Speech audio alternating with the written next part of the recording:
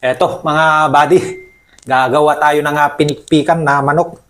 Meron akong kinatay dito, native na manok.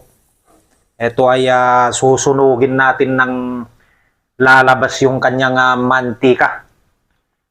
Yung sunog na sunog siya.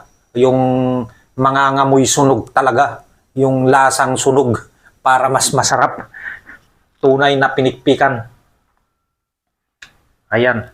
Tignan nyo ang ginagawa ko. Mas masarap na masarap ito. Papalabasin natin yung mantika. Sunugin natin ng todo.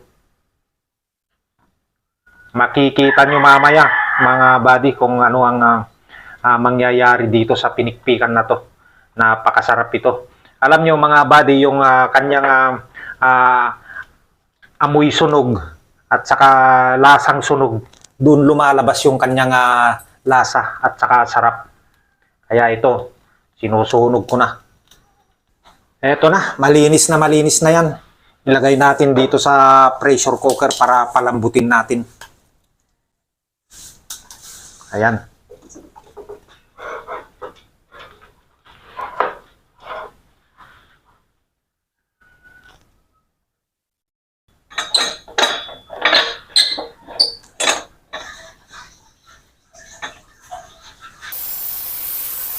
Ayan mga buddy, nararamdaman ko na siya po ay tuyong-tuyo na siya at nagmamantika na.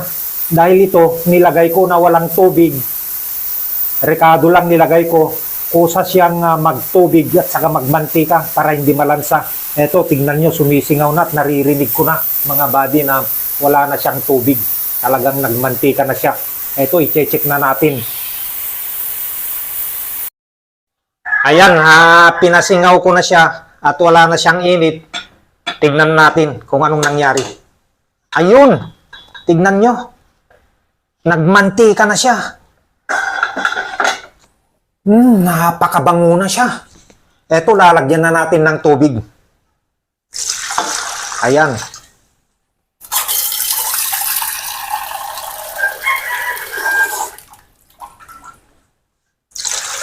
Ayan, lagyan na natin ng tubig. Saka natin ulit pakuluan, palambutin ng palambutin hanggang malambot siya. Pinasingaw ko na at tignan natin kung lumambot na siya. Ayun! Tignan mo. Tutok mo, cameraman. Ayan, oh. Malambot na siya. Kunti na lang yung natirang tubig. Ito ay ilalagay na natin yung pangpabango. Lemongrass. Sibuyas. May luya na yan. Kompleto na yan mga buddy. At pakuluan na lang natin. Lagyan na natin ng tubig. Ayan. Thank you.